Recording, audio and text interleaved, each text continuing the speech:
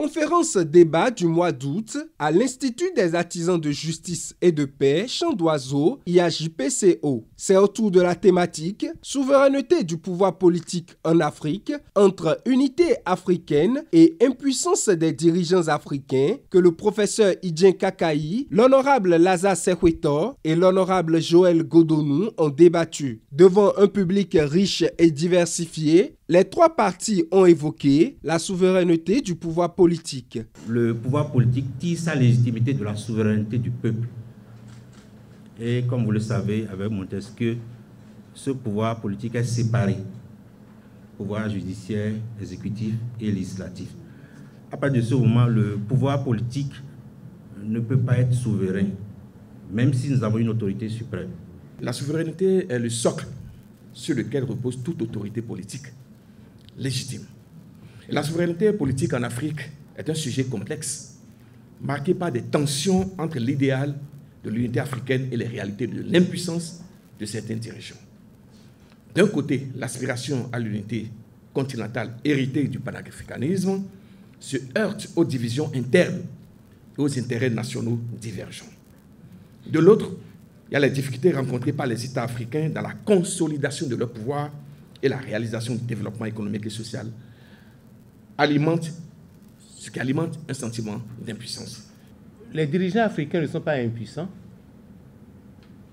Que les dirigeants africains, bien souvent, organisent leur auto-incapacitation. Plusieurs aspects de la thématique ont été discutés. Le public n'a pas manqué d'apporter sa contribution au débat. Le but ultime, l'unité africaine, est possible, mais pas sans des réformes audacieuses et la prise d'engagement fort des dirigeants. Que nous ne devons pas aller de façon isolée en tant qu'État africain, mais de façon collégiale. Et moi, j'y crois à cette Afrique, unie-là, parce que l'Afrique n'a pas choisi entre l'unité et la souveraineté. Elle doit comprendre que l'unité est la condition de la souveraineté.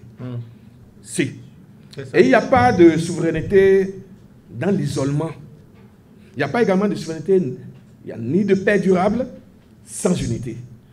Mettons nos enfants à l'école. Faisons du secteur de l'éducation le secteur principal, le levier principal, non seulement à l'école, mais aussi en famille. Et que l'éducation nous permette d'avoir ce que nous n'avons pas encore, la capacité de transformer chez nous. On a besoin d'une stabilité politique, qu'on sache d'une stabilité constitutionnelle. Il faut qu'on doit finir de résoudre ce problème-là, alors que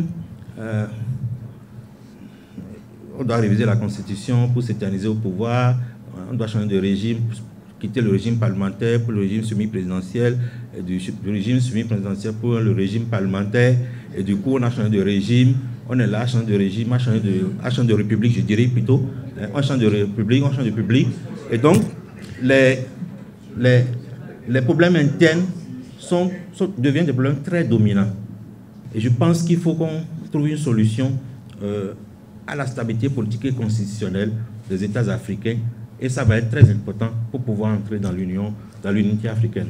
Ouverte et clôturée par le père directeur adjoint de l'IAJPCO, Herman Agbofor, cette conférence débat, animée et convoitée par toutes les parties de la population, vient mettre un terme aux activités du jeudi de l'Institut des artisans de justice et de paix Champ d'Oiseau pour le compte de l'année 2025. Bientôt, l'Institut organise son symposium annuel pour édifier et formuler davantage de propositions pour le développement durable.